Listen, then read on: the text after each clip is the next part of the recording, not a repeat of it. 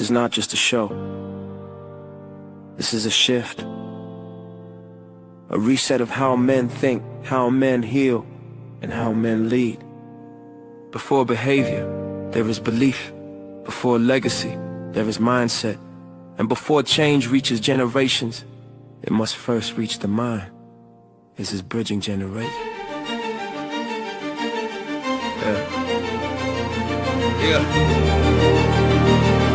Yeah. We were raised on survival, not reflection. Taught strength, but not emotional protection. Passed down rules, never passed down tools. So we repeated cycles, thinking pain was the fuel.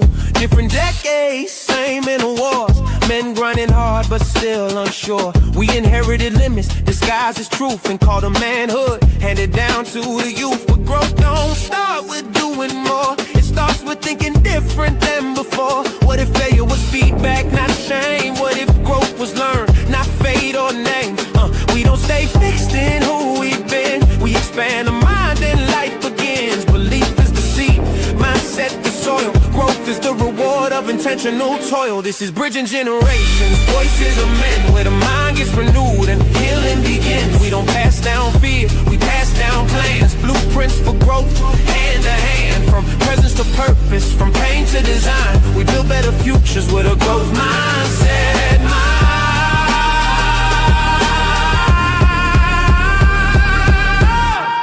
They told us that's just how men are, but we questioned the ceiling, raised the bar. We learned growth is a discipline, not a phase. A daily decision in how we're raised. Old men teaching lessons from scars. They survive, young men bringing vision, asking why different perspectives, same destination. Healing the man heals the generation. The growth mindset blueprint gave language to pain. Turn I can into I can learn again. No longer stuck in past definitions. We design men with intention. Growth is intentional. Mindset is foundational. Healing is learned. Legacy is built. Presence over pride, process over ego, blueprints, not excuses. This is how men grow.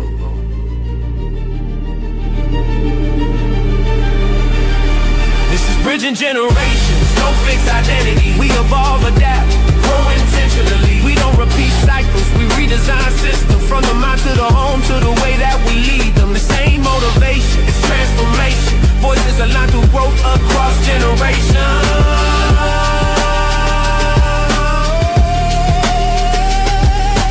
Growth is not accidental. Mindset is the real inheritance. And when men grow, families heal, communities rise, generations change.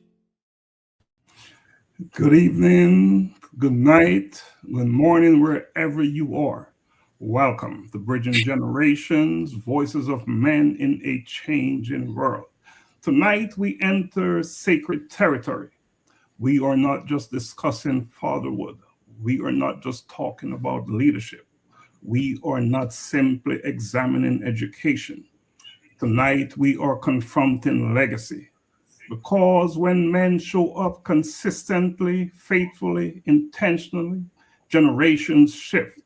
The presence of a man can either pass down pain or it can pass down purpose. This episode is about healing the wounds many men inherited silently and choosing to become the generation that breaks the cycle. Tonight's conversation is not about perfection. It is about intentional presence. And I am here to tell you that this discussion has the power to transform homes, classrooms, and communities. Our guest tonight is a man who understands both humility and leadership.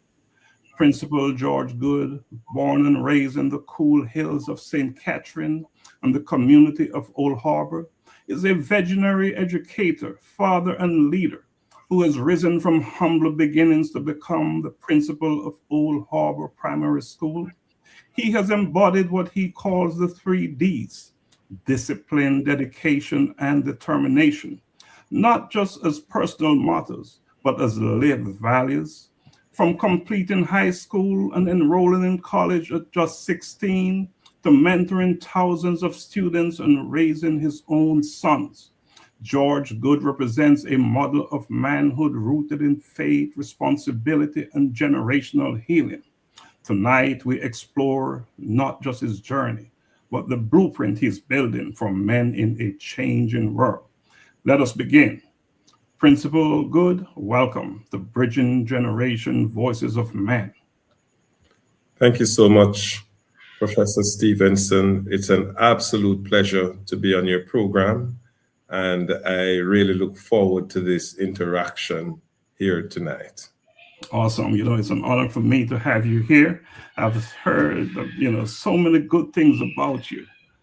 Every individual I talk to, there's nothing but great things to say about you, the work you do, the work you've been doing, and that you profess to continue to do. So long before there is Principal Goode, there was this person, a person. Can you share a little bit about yourself before becoming a principal? Well, that's a very long and detailed history, but I certainly came from very humble beginnings, and that is one that I am very proud about. So I hail from the hills of St. Catherine. I was born at the Spanish Town Hospital, but I grew up initially in a community called Cedar Mount in the hills of St. Catherine. Very small district, very, very rural district, yes. It's one of those communities that you don't have any taxis or anything like that. You have to walk miles to reach on the main road, that sort of a thing. Well, I lived there for a short while until I was about 4 or 5 years old. And then I moved to Old Harbour, which is another community in St. Catherine, but a small community that I grew up in Old Harbour, where I spent pretty much my entire rest of my life, pretty much growing up there. So I am the last child of 6 boys for my parents, yes.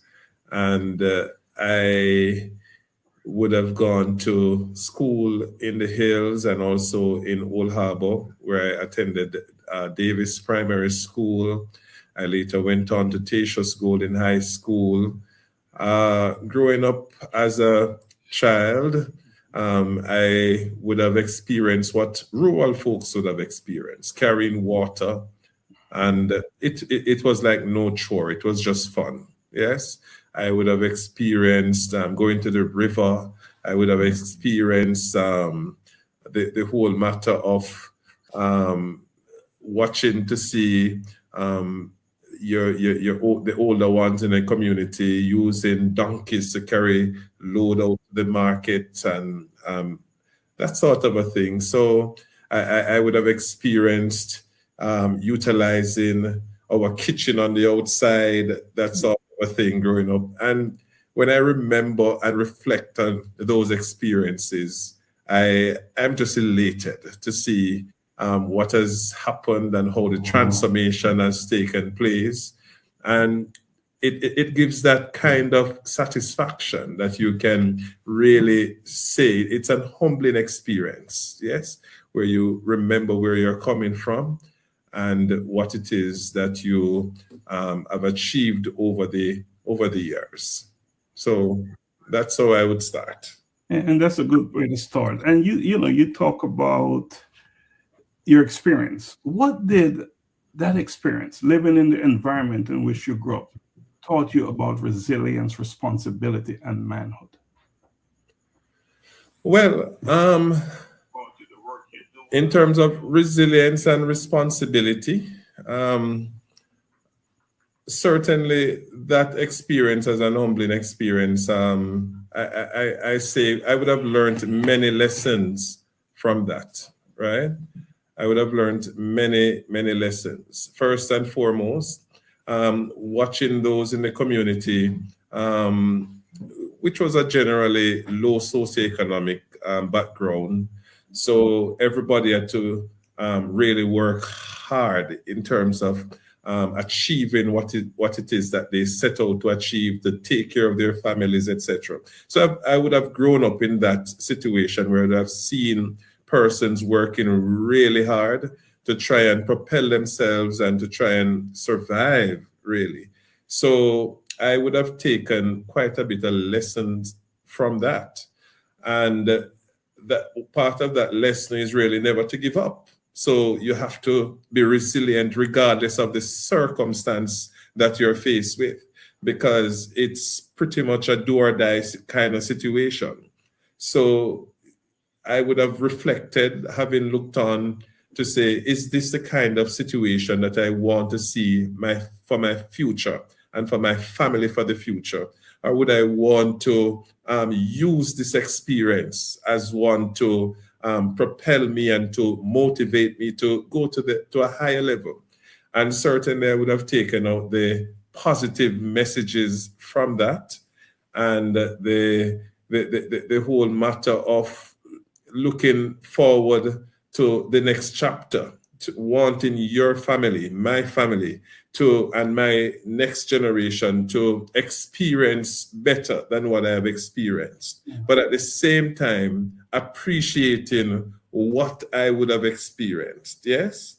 And so I would never use my background to say that it is not something that I'm proud of. I speak proudly of my background, because even though we were poor in quotation, I would say I never knew that I was poor, because we were happy. Yes, we were very happy experiencing the little that we had. It is what we grew up knowing.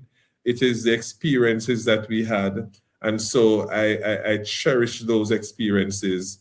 And I'm just delighted that I can use the lessons of the past to help to propel my future, and to use it as an inspiration for my own children and those who I lead.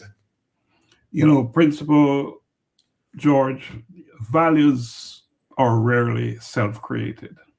They are modeled, and you learn from people that you grew up around, your seniors. You often speak about the 3Ds: discipline, dedication, and determination. Who modeled those values for you growing up, and how did they shape the man that you are today? Well, I would start by saying that my mother, my father, would have modeled those important values. So even though they were from such humble beginnings, I would have seen where they would have worked overtime. They would have gone in overdrive just to see that their children are taken care of, and to see that we got out of that situation. So even though that is where we started, it's not where we ended. So my mother, for example, would have been doing several jobs pretty much at the same time. So even though there was a shop at home, that sort of a thing, she would have gone out to make sure that she do the extra work on the outside, getting a job elsewhere to help in the home to ensure that we were able to move from one stage to the next.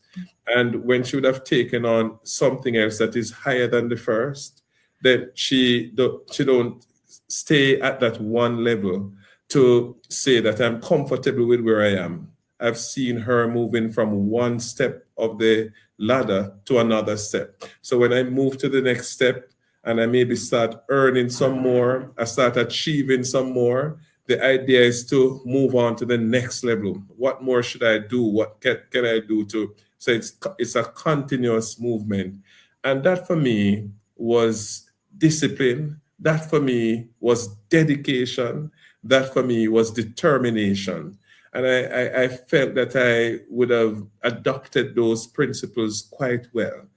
And those are principles that would say that it doesn't matter your circumstance, it doesn't matter where you come from, you can achieve more. Yes, it doesn't matter what your present circumstance is, that doesn't define you. Yes, it is about that upward mobility, whilst appreciating the situations that you would have been in, because you learn lessons from them, lessons that will help to motivate you, lessons that will help to move you to the next level. And important lessons like there are no ceiling. Yes. And no ceiling, very important. And it shows up here in your life, early in your life again, in that you completed high school and enrolled in college at just 16 years, which is quite remarkable. At that young age, what voice, internal or external, kept you focused when many of your peers are still trying to find direction? Well, I really wanted more. I had big dreams and I had big aspirations. I came from humble beginnings, but I had a vision, yes. And from very young, I started to envision what my life would look like. As a matter of fact, I wanted to be a pilot, yes. And so I worked very hard. I remember when I was in primary school, I wasn't doing so bad at school, and I was promoted. At that time, they promoted you based on your performance. And so because of how well I did, for example, in grade 4, then I didn't have to go to grade 5. I went straight to grade 6. So I skipped out grade 5. But then when I went in grade 6, I did not do as well in school. And so I did not pass for the school that I wanted to go, or those schools that people would look at as traditional high schools and the choice school, the schools of choice. And so I passed for a school that most people didn't want to go. I actually cried. But when I look back at what I've achieved at that institution, it was the best decision that was taken. So I'm saying that even though at first the situation seemed not favorable, I never gave up. So I went to the institution and I gave of my best, and I did my absolute best there to ensure that I was able to move to another level. And I would want to also add that one of the lessons that I learned is that when you have the right support system around you, that is something that can really move you in the right direction. And I felt that is what I had in my teachers, especially a particular teacher at high school. So I did have challenge in high school. I was not the brightest child in high school. I was not the 90s scoring child or the 80s scoring child. I was having my own struggles. And even though I had potential, I guess I did not have enough guidance. And so I remember in grade 8, for example, there were 33 students in my class, and I came 31 in the class out of 33, because they rank you based on your grade, who came first, who came second, who came third. I came 31 out of 33. That's almost dead last, as they would say in Jamaica. But I never used those things, those failures, etc. For me, I don't use them to lay down and play dead. I use them as a motivation for a greater comeback. And so by grade 9, I came first in class, moving from 31 in grade 8 to first place in grade 9. And by the time I got to the end of grade 9, going to grade 10, there was a teacher who took me at her home, saying that she saw the potential in me, but I needed that guidance. And so she took me at her home, literally to live with her, asked permission from a parent, etc. And so she would have set for me study time when I was preparing for my CXCs, and she would have given me that coaching that I needed, right? Because I'm not coming from a family of strong educational background. And so I was there fighting on my own to make things happen. And they saw that passion in me and that drive that I had, that I wanted to be a difference in my family, in my community. And so I thank Miss Leachman, who was my teacher at high school. And I mean, other teachers played their role. But I would say that's a turning point in my life in terms of that kind of support. And we say thank you to her as well, because of her, you have also impacted many lives because of what she did for you. You know, education is often discussed as a ladder, but for some, and probably in your case, it was a lifeline. You have said education is a passport out of poverty. For men who feel trapped by circumstances, how did education become your doorway to purpose rather than just a qualification? Well, as I mentioned before, my background was quite humbling. I wasn't the kind of guy who wear the name brand to school and had the Clarks of then, or whatever the brand was back then, the expensive John Sport and all of these things. Not saying that that is what matters, really, right? But I would have seen my own parents struggled in terms of making a way. I would have seen my parents, though working hard, they had to go in overdrive with their bodies, overdrive to ensure that their family could live a fairly comfortable life, to basically eat. Yes. And so I wanted to see more. I wanted better. Yes, I wanted to do better even for my parents, and so would have worked so hard.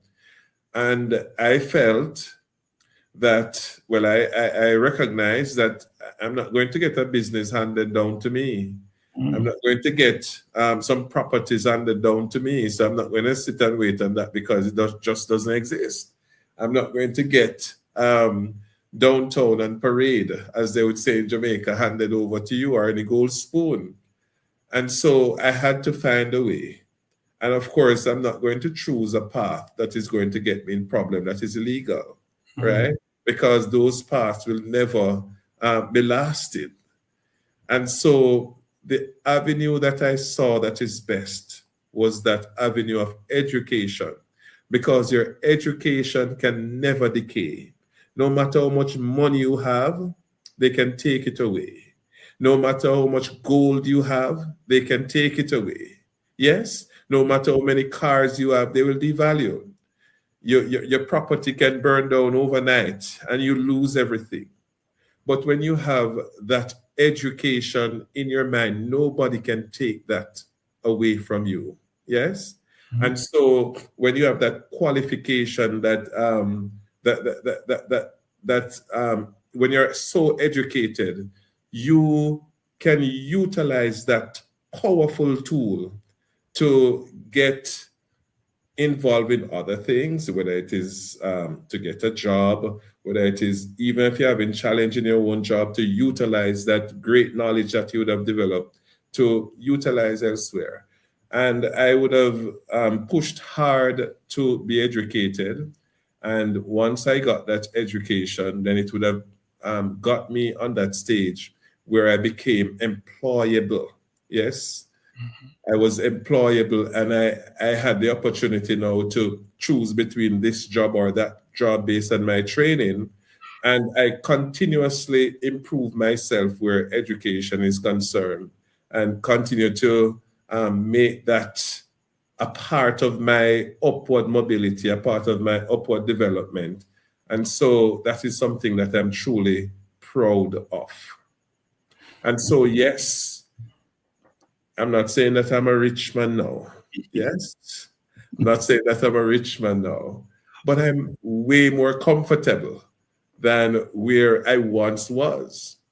The generation that I take care of now are in a better place because of that educational impact that I would have taken on. Yes, when compared to my previous generation. And so, yes, I would say education has definitely taken me out of poverty. because whilst I'm not rich, I am certainly not poor. And so I give God thanks for that. And I'm happy that I could use that tool. And so this is something that I am passionate about. And that is why I push it so hard, where my students, my children, and those around me are concerned, because I know that it is a strong and a powerful vehicle to take you out of poverty. And a powerful vehicle indeed. Principal Goode, you have a couple of your teachers here. We have Natalie Warren. She was on this program a couple of weeks ago. We have Shavani Shulan, I believe her name is. They said, that is my principal. Oh, wow. So they're here to, you brought them with you. And I just want to say thanks to them for joining us tonight. And for anyone who's watching, thanks for watching Bridging Generation Voices of Men. We're having a conversation here with Principal George Goode. All right, so leadership in education requires more than authority. It requires emotional intelligence. So, Principal George, as a man leading in education, how do you balance authority with empathy, especially with boys carrying wounds from absentee fathers or broken homes? Well, that's something that is quite easy for me, because I'm empathetic by nature, yes, and I have a great balance when it comes to leading where task and the heart is concerned. Because at the end of the day, we're not leading machines. We're not leading sardines or any or files. We're leading people. Yes. And so you have to first learn to love people. And I have a natural and a passionate love for people generally, and the things that concerns people. And so whilst I work very hard to see the success, yes, of the institution that I lead, and the success of the children that I lead, because it's about their academic performance and the systems that are in place. So that's the task. That is important, and it plays a very important part in terms of ensuring that the task is completed. But I also have the human dimension of leadership, yes? Because, and that is why I can proudly say that my staff, for example, I get the full support of my staff, yes? We have a very strong bond. We have a very strong support. And I believe that despite the fact that in any organization, you may have dissent or varying views, etc. at times, as any organization would, for the most part, we all lock horns together to ensure that the business that we're there for is completed, and I get the work. And I believe that a strong part of this is because the people know, those who I lead, they know that I mean them well, and that the genuine love is there, and that I will go out as far as I can to ensure that their well-being is taken care of as best as I can, right? But at the same time, requiring that the job is done. And so that emotional intelligence is important where that balance is concerned, where leadership is concerned, that emotional side. And so as I say, it's my personality natural. So it is not about being autocratic. It is not about being just pushing for the task to be done whilst not concerned about the individuals that I lead. So I am concerned about the children. I'm concerned about the staff, the teachers, etc. And I give you an example. In many organizations, many schools, for example, most persons tend to recognize like a teacher's day, yes, but nobody recognize the janitors really. There's no janitor's day. There is no tuck shop work a day.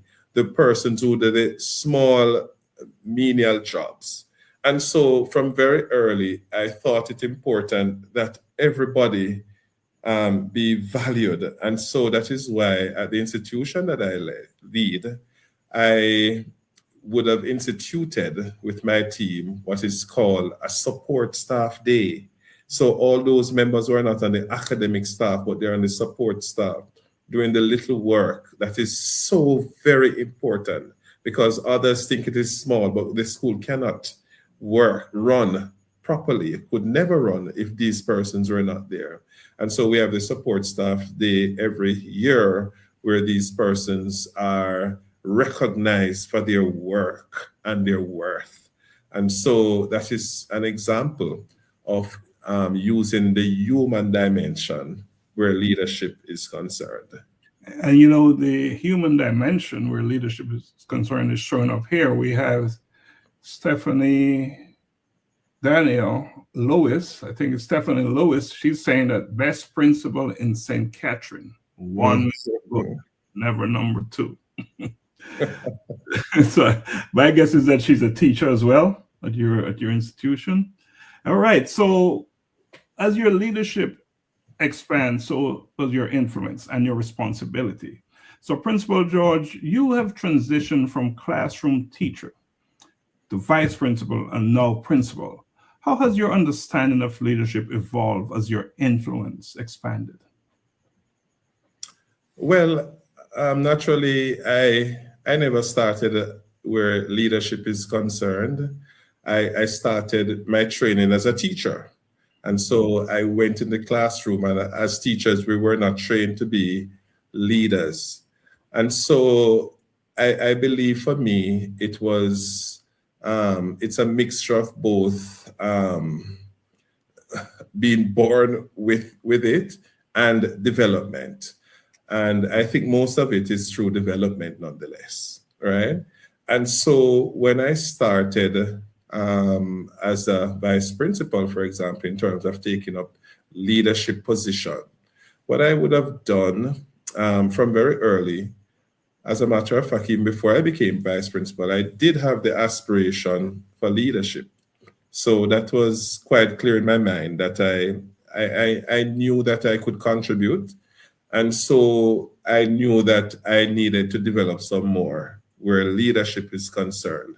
And so whilst I have my own style in terms of how I administer leadership, what I can recall is that I would have gone from very early to enroll at the university. For example, when I was doing my master's degree, I went to do it in leadership and in educational leadership and management. And that was from far back as 2011 that I would have enrolled in that course.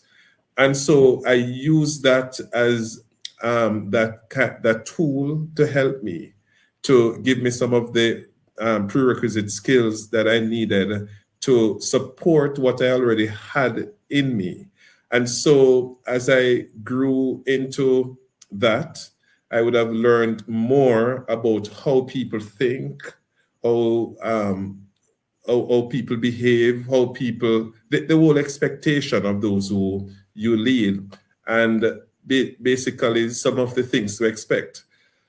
And so I give an example that perhaps in my earlier stage, I would think that it would be easy to just tell somebody the right thing that I think may be the right thing and expect that they would work with the change in order to move where the change is concerned. But as I grew older and started to study more, I would have learned, for example, that change is really not an event. It's a process, yes? And so when you try to enact these changes and someone or a group of persons come with a resistance, it's not something that phases me. So perhaps back then I would say that would be something that was a bit unsettling, to say that you're trying to make what you think or what I think may be the right decision, and persons perhaps not seeing the vision at the time. But as I grew older, because I not only did my master's in educational leadership, but I went on to do the aspiring principals course through the National College for Educational Leadership. So I continued to, and I'm currently doing my PhD too in leadership. So as I get more involved in it, I would have used those teachings, those learnings to understand better how persons operate. And so when a change is to be enacted, for example, I would have known that you will have resistance to change. And that's just simply because people have gotten comfortable to doing what they normally do. And so when you just push something on someone, it will take a while. And so you have to go through a process in helping them to understand the change and to create that urgency and that need for change, and to explain explain the need for the change and use the data to show why the change is needed, etc. And at the same time, to not take it personal, to not take it in a negative way when people are resisting, really, because not that they necessarily want to resist, but it could just be that it is taking them out of their comfort zone. And so you have to help them to move on and to see the other light that you're trying to show. Well said. Change is indeed a process. And when you let those who are experiencing the change understand why the change is necessary, it is so important. It makes it so much easier for them to accept it. Well said. Now, let us talk a little bit about fatherhood and generational healing.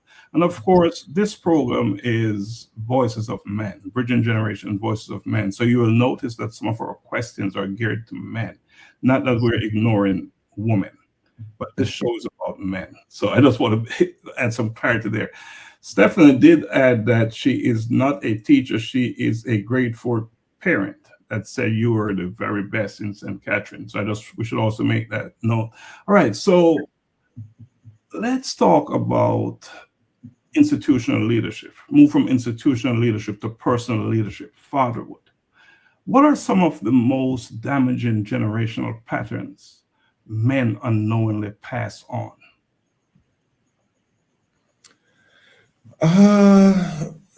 Some of the most damaging generational pattern that men pass on Unknowingly. I think that whole, I would really emphasize that whole matter of they're telling their boys that they're to be so tough that they can't express themselves, that emotional side. And so our boys are trained, our men train our boys to basically, when you are experiencing anything difficult, you're just to tough it out. Really, you're not going to talk it out, you're not going to cry it out, you're not going to utilize any other strategy, because you just have to be totally tough. Yes? And so where that is concerned, I find that a lot of boys and a lot of young men are hurting inside because they don't know how to unleash, they don't know how to let go, to talk to someone else in terms of the what it is that they are experiencing, right? And I think that is a serious challenge that our men unknowingly pass on to our boys, and I think it is affecting our generation. Yes, and so when a girl have a problem, a girl knows how to resolve. Yes, a girl know how to talk about it, but for a boy, it is just that you have to deal with it, and sometimes the energy, that pent up energy, becomes so bad they really don't know how to express it. So that is part of what I would really speak about. And another thing is the whole matter of our men passing on that aggression is strength. When you're aggressive, you are strong, right? And that is not necessarily the case. And then some of these things now, they take out these aggression on the women. they take out these aggression on their children. So our boys are taught to be aggressive and to be, and that now comes across later on in a way that many of them become abusive to their families, abusive to others around them. And that is why I believe that our generation experienced so much fight sometimes, so much hurt, because as something happens, somebody says something that you don't like, then you become aggressive towards them, and it results in fights, it results in war, whatever the case may be. So I think those two I would zero in on in terms of our men passing on to our boys. And talking about passing on, let's talk a little bit about breaking cycles. And we know that to break cycles requires intentionality. You must be very intentional. So as a father to your sons, how intentional are you about showing up differently than previous generations? And what does presence look like in your home? All right. So for my boys, well, I have two boys. And for me, it is very, very important to be absolutely present in their lives. And so I try to provide them with pretty much all that they need, whilst, and I want to make it very, very clear. No, whilst providing for my boys, they must know where the limit goes. And they must understand as boys or as children that nothing is ending, and there's no entitlement when it comes to these things. So there are different principles that I have to teach them as I go on.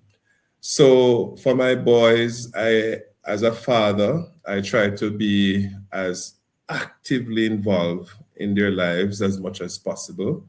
The whole matter of homework, etc. And I must say that my boys are not with me right now. Yes. So we're doing a transition at the moment.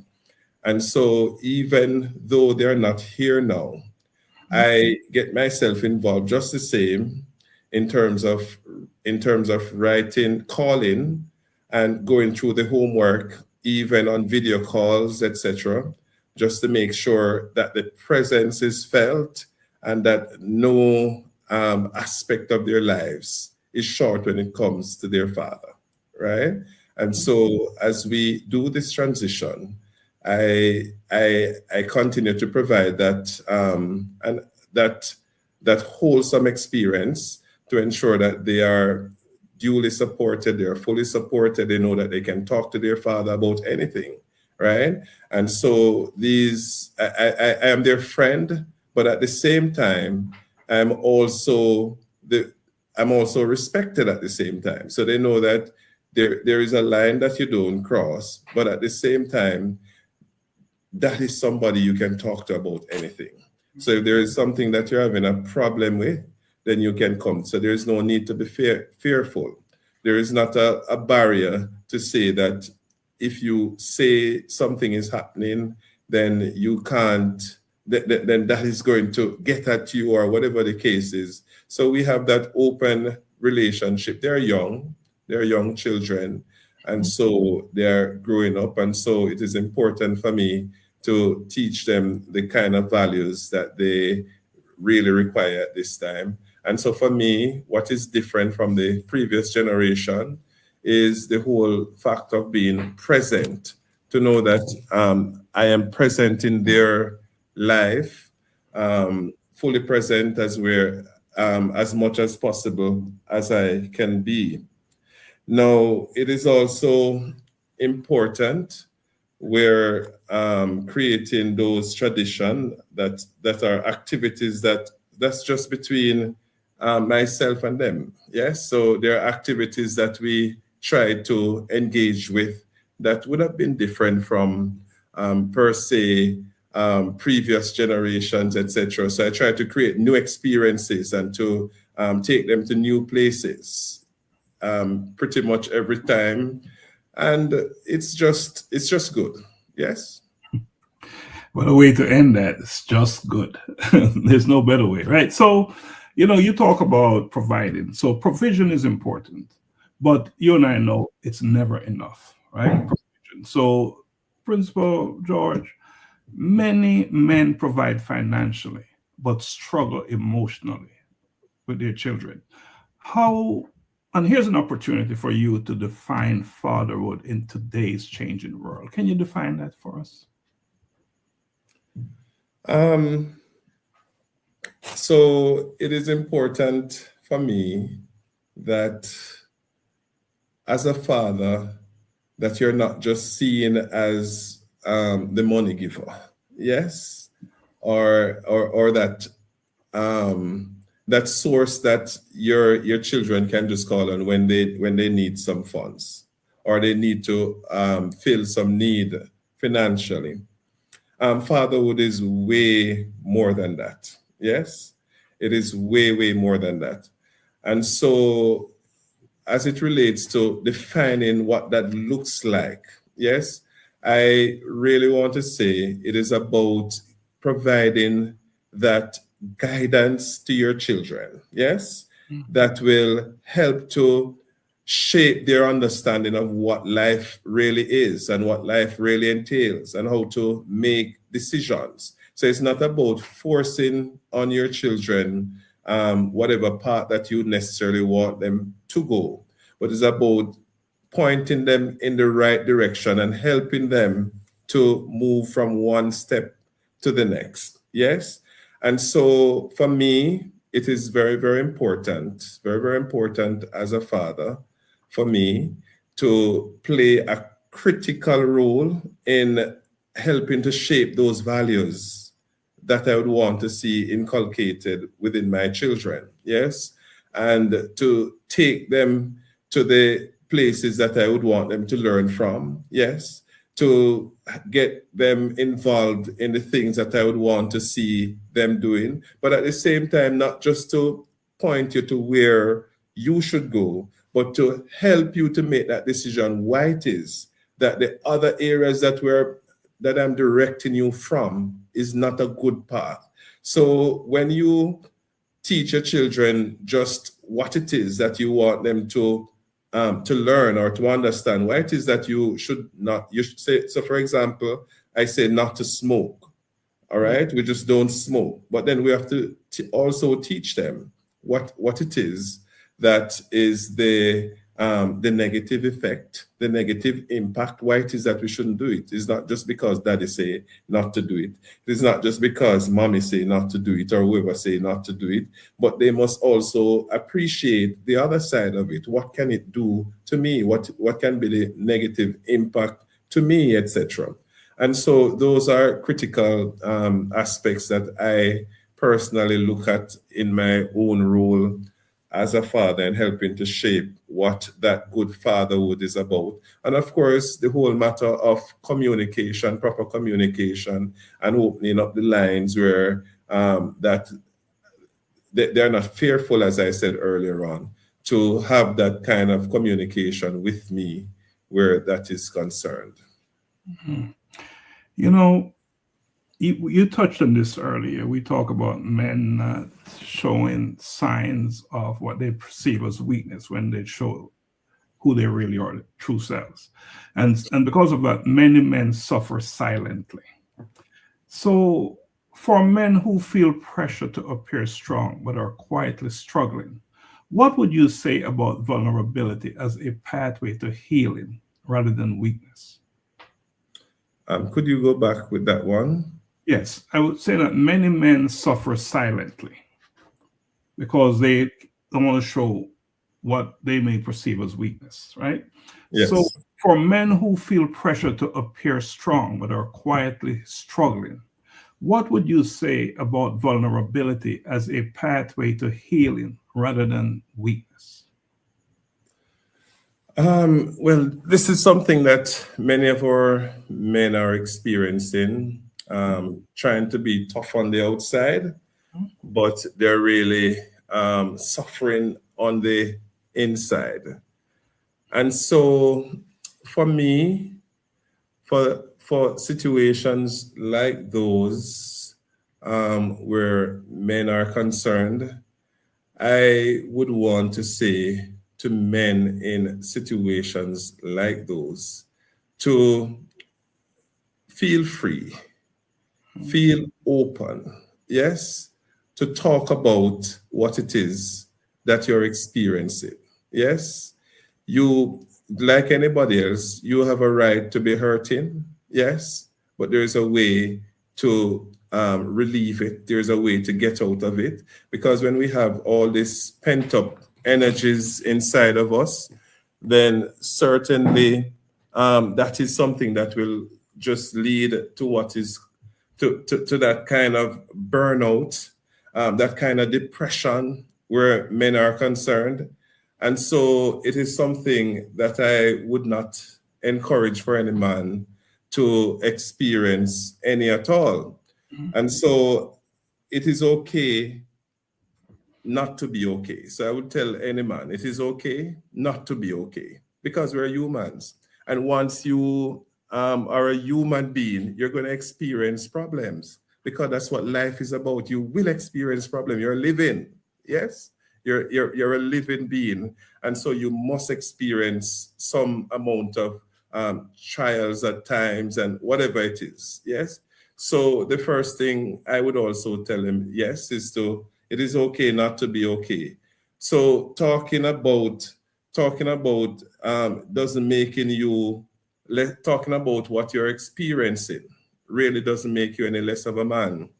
And so men can talk about their experiences to others. Yes, of course, you need to find somebody who is trusted. And there are enough men like us out there who are trusted, yes, and who are reasonable and who are sensible enough and who have that emotional intelligence to not just think that as a man you can't have a problem and you must just be as macho as you can with it without talking about the instances or the situation that you have, because we're here to help each other. Yes, and so you want to associate yourself with people who have that emotional maturity and that kind of standard, people like who are strong, yes, to provide you with that kind of support, because all of us experience our crucibles or challenges at different times. And so I would tell the man, really, it is okay not to be okay. And so once you experience these challenges, because if you don't identify what the problem is, if you don't identify that you have a problem, you can't fix it. So you have to first identify that, yes, I'm experiencing a challenge. Because if I think that I don't have a problem, I'm not going to accept somebody to help me to fix it. And so that is how I would look at that, where that is concerned. No fixing what you refuse to own. All That's right. right. This segment here is what I call quick fire. So let us bridge generations quickly with your instinctive wisdom. All right. So Principal George, one word that best describes the kind of father this generation must become. One word. Wow. When I look at that one word, that's interesting. That one word that I think that this generation of fathers, so there are a few that are floating across my mind at this moment. But if I'm to choose one word that I would want fathers to be right now, then I would choose the word involvement. Yes, or involved. Yes. So I believe that fathers should be involved in the lives of their children. Fathers cannot be distant where it comes to their children in times like this. So whether it is that you're at the same location or you're at a different location, as long as you're a father, you must have a role to play, and a solid role to play in their lives. And it is not just about the financial support, but children, be it boys or girls, they need that emotional support as well. They need to know that their father is there to support them, regardless of what the situation may be. So it's not just that you're running with your treasury bank and your bank account, etc., but you have to be involved. And that is what this generation need, because our boys especially, and certainly our girls, need that father figure, right? And I know we have a lot of ladies online, but I must say the truth, that a woman cannot be a father. Yes, a woman cannot be a father. A father is a father and a mother is a mother. Similarly, a man cannot be a mother. And so it is important that the fathers are involved in their children's lives. And of course, if I was to think of other words, I would think about guiding, supporting, etc. But that main word would have been involved for tonight. That word cover all those other things as well. So it's a good choice. Good choice. All right. So finish this sentence, Principal George. The greatest gift a father can give his child is? The greatest gift a father can give his child is to be present in his or her life. All right. We'll leave it right at that. No need to expound on that. Principal George, if you could correct one lie society tells young men today, what would it be? One lie that society tells young men is that, and I'll definitely have to go back to that whole matter where that aggression or that pent-up energy is that men, that the whole matter that men cannot express themselves emotionally, or men should not express themselves emotionally. I think that is certainly a big lie, and men ought to be afforded the opportunity to have that emotional intelligence expressed, to have that emotions, those emotions that they experience expressed, so that they can better able to deal with those pent-up energies and those pent-up hurt and so on that men generally experience. Thanks for sharing that. We're talking about healing, and we know that healing requires understanding across different generations. And of course, this show is Bridging Generation, Voices of Men. So, Principal George, what do older men often misunderstand about younger men today? And what do younger men need to understand about the sacrifices of previous generations? I think older men, so answering the first question first, I think older men really don't believe that fathers of nowadays can be effective because of change in generational beliefs and practices and so on, because the things that they taught of the past is not necessarily how we do things presently. So they perhaps think that younger men on a whole will not be as effective in terms of their roles as fathers, etc., because they may not do the things the way that they did it, because we are living a different age and things are dynamic. And so I find that older persons are less receptive to change. Yes. And so if it is not done the way that they are accustomed to it, then they see somewhat of a problem. And of course, there are the exceptions, right? There are the exceptions. But that is how I would answer that part. And as it relates to younger men, you said, what has it related to the younger men towards the older ones? Yes, the young men need to understand about the sacrifices of previous generations. Okay. Well, for the previous generation, I think that their sacrifice is immense. The kind of technologies, etc., that we have now, yes, the way we're able to do things and to make it easier to achieve things because of the whole where the internet is concerned, how quick it is to find information, etc. Right now, the whole use of artificial intelligence and all of that.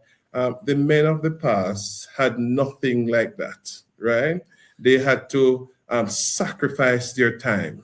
They had to sacrifice their brains. They had to sacrifice their bodies in order to ensure that our children are taken care of. In many of those cases, they didn't have even transportation to move from one place to the next. They had to walk for miles and so on, just to ensure that their families are taken care of. The men of now, we have everything at our disposal. The world has advanced so much. We have moved on to the fourth industrial revolution where technology is concerned, and now we're talking about the fifth industrial revolution. And so things are so different from before. And so pretty much there's really not much hard work in terms of physical, and it's not just physical, but in terms of doing what is necessary where the technology, etc., is concerned, that our older men really experience, they really toiled. And so we as the younger ones should really salute them. Indeed. But do you believe that there is something missing, that, and especially for not the extremely older generation, but older generation to an extent, that we're still living in the same world during the same times, and we all have access to the same technology, and maybe we should be open to have this conversation with each other, understanding that we are sharing the same opportunities, young and old, younger and older, and maybe we need to tap into that together and learn from each other, as opposed to saying those are your days, these are mine, and we're different. But I don't think we're that far off. But that's why we're not acknowledging that and applying ourselves to the situation as is. All right, so we're getting close to closing, but sometimes the first belief to be rebuilt changes everything. The first belief. Principal George, if you were mentoring a young man who feels written off by society, what is the first belief you would help him rebuild? I would say to a young man that you can do all things through Christ who strengthens you. I would say to a young man who is experiencing a situation like that there is good within you. No matter how bad persons think you are, there is greatness that is within you.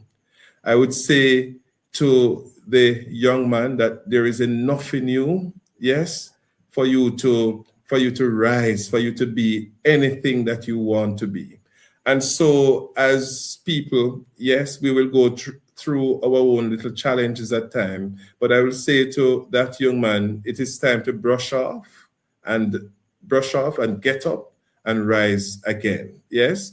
And so if you have that determined spirit, if you have that winning mindset and that mindset of being excellent, yes, and you can definitely achieve what you want to achieve. And so I am saying to any young man out there, or just about anybody, that you can be anything that you want to be. There is greatness within all of us, and we just need to tap into our greatness, right? Ain't nobody's going to come and tap in it for us. And so you have to have that winning mindset and that dream to want to achieve so much more. And yes, you can. Yes, you will. Absolutely. You know, legacy is not built in speeches. It is built in daily presence, and you have been present in all of the space that you traverse. You have been, clearly. Principal George, when your children, your students, and your community look back years from now, what do you hope they will say about the man you were and the legacy you left? That's interesting. But yes, I would want to be remembered as someone who has made a positive impact, not just a passerby. Yes, certainly I will pass through, but you want to be remembered as somebody who has made a mark, who has made a difference in terms of transforming lives positively. And so when things are done in terms of the many accomplishments that you would have, or that I would have seen, or that persons would have seen, it is done to impact lives. So even where the school environment is concerned and the various partners that I try to get with my team to support the institution, it is done in a way to benefit the children of today and certainly the children of tomorrow. And so I want to be remembered as someone who has contributed in a significant way that element that is impacting on not just the generation of today, but has left a legacy for tomorrow's children to benefit from. And it is the same thing for my own personal family, the same concept where that is concerned. Yes. And what is one intentional action fathers and father figures can take today to begin breaking generational curses and building healthier futures? Well, we have to be intentional about everything that we do, yes. But where fathers are concerned, one intentional step that I think that fathers can take to ensure that the generational curse and generational challenges are broken is to really have a positive mindset. Yes. So sometimes I find that we're easy to accept the doom and gloom. Sometimes we are easy to see that the glass is half empty and not half full. And so I want our men to have a positive outlook on life. Yes. So you think it, you can dream. So you think it, you can achieve it. Yes. So you dream it, you can achieve it. Because if you think that you can't, if you think that it is impossible, best believe it's going to be impossible because you will not be putting out the effort to make it happen and to achieve it. And so if you have that positive mindset to say, yes, I can do it. You have that positive mindset to say, yes, I can propel from this level to the next. Yes, I can move my child from this level to the next. Then yes, you will do the actions that come with it to ensure that it happens. But if you think it can't be done, then 9 out of 10 times you won't do anything to make it happen. All right. So I would like you to do two things for me. Before you make your closing argument, I'd like you to look into the camera as close as you can get. And I want you to talk to one person and say thank you to that person. You can call their name if you want to, for what they did for you to make you the person you are today. That's a tough one when it comes to selecting one person. Yes, One. just one person. That sounds like a lot of politics. That sounds like a lot of politics. We give you two. But I'm gonna say outside of my parents, because they know my value for them. But I'm gonna say outside of my parents, I want to really express my deepest gratitude to my high school teacher, Miss Leachman, who would have taken me at a point when I was challenged, yes, and was having failures in school, etc. Even though I had the potential, so she took me in her home, yes, and she would have helped me in a significant way, provided that guidance that I needed, and supported me in the very best way that she could in terms of my development. And I just want to say I am eternally grateful for her support in my own life. And I just want to say I trust that she's watching, but if she's not, I'm sure she'll catch it later on. But I just want her to know that I am eternally grateful. Words cannot express my thanks to her, because I believe without a doubt that that was really a turning point in my life when a teacher saw my need and really did what she could. And so that is why I have my own passion in terms of wanting to and assisting others to achieve their own goals. Thank you. Awesome. Thank you, Leachman. All right, so closing thoughts. Okay, so my closing thoughts. So first and foremost, I want to say it's really a wonderful opportunity to have gotten this chance to speak on such wonderful program that is a worldwide program. And so I just want to say as well that we can do and we can be anything that we want to be. And as fathers, as men, we have a powerful influence, and we should utilize the influence that we have for the positive. Yes. And in utilizing that, we have to play a very critical role that we help our children to understand the important things of life, but not only our children, but we have to remember that it is a village that raises a child. And so whilst we want to see success for our children, we must also have a passion to see the success of the children of others.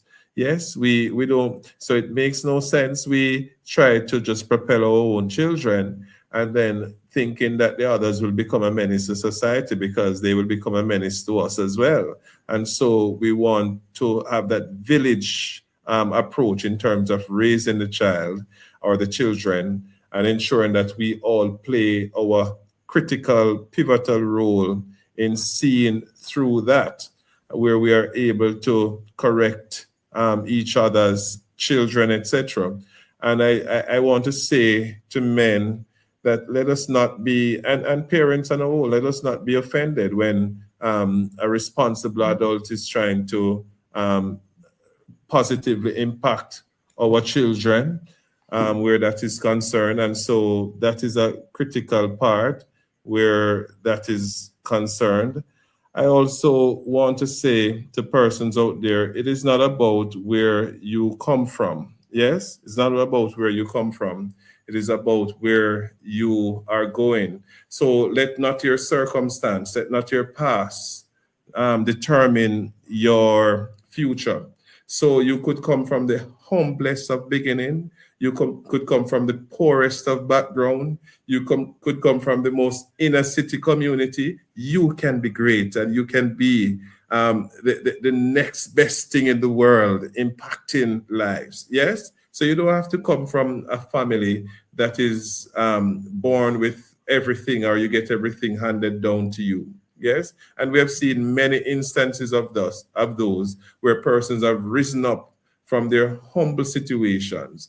And so, yes, you can, if you have that positive mindset and that strong will, that you can do it and you work towards it. So it is not just about having the mindset, but having the mindset take you a far way. But when you have that mindset, you know, have to put in the work, because hard work will certainly take you there.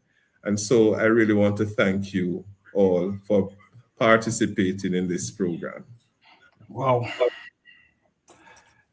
First, let me say thank you to our audience for watching us. And we ask that before you leave us, you share the broadcast.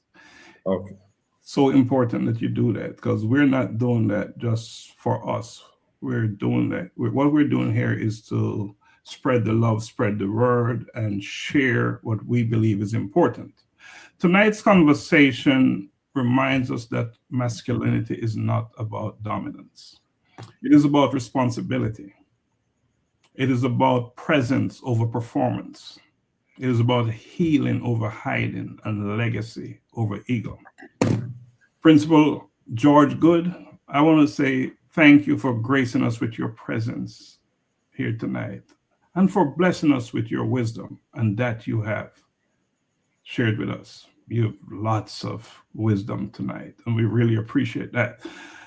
I must tell you that I'm going to invite you to come back on this program because I know you have so much more to share, so much more information that men from all different generations need to hear. So I'm going to ask you to come back on. We'll work that out. Now to our audience.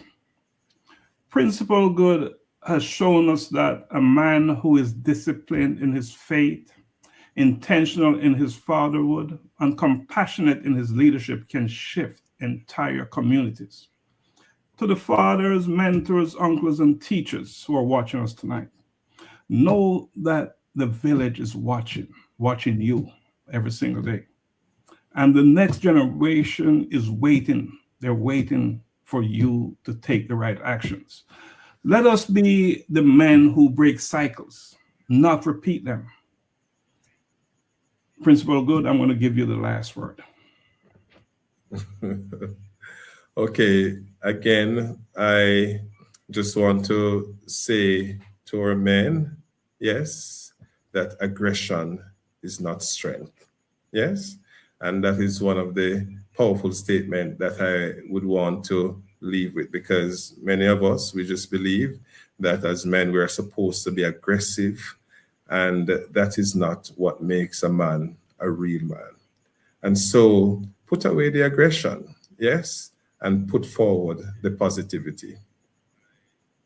Thank you. And this has been Bridging Generations, Voices of Men in a Changing World. And my guest is Principal George Goode. Thank you so much. And see you next week. This is not just a show. This is a shift. A reset of how men think, how men heal, and how men lead. Before behavior, there is belief. Before legacy, there is mindset. And before change reaches generations, it must first reach the mind.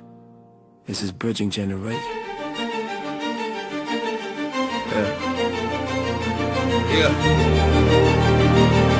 Yeah. We were raised on survival, not reflection. Taught strength, but not emotional protection. Passed down rules, never passed down tools. So we repeated cycles, thinking pain was the fuel. Different decades, same mental wars. Men grinding hard, but still unsure. We inherited limits, disguised as truth, and called them manhood. Handed down to the youth. But growth don't start with doing more. It starts with thinking different than before. What if failure was feedback, not shame? What if growth was learned, not fate or name? We don't stay fixed in who we've been. We expand the mind and life begins. Belief is the seed, mindset the soil. Growth is the reward of intentional toil. This is Bridging Generations, Voices of Men, where the mind gets renewed and healing begins. We don't pass down fear, we pass down plans. Blueprints for growth, hand to hand. From presence to purpose, from pain to design. We build better futures with a growth mindset.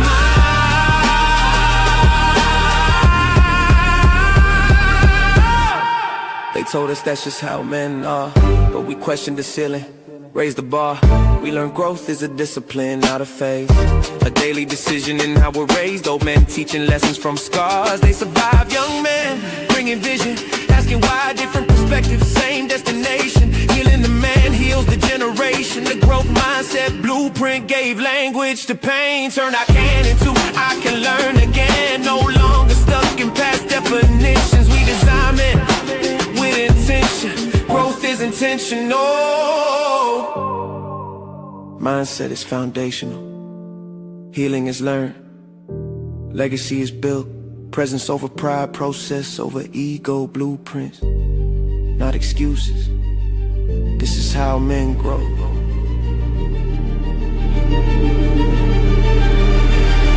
This is bridging generations, no fixed identity. We evolve, adapt, grow intentionally. We don't repeat cycles, we redesign systems. From the mind to the home to the way that we lead them. The same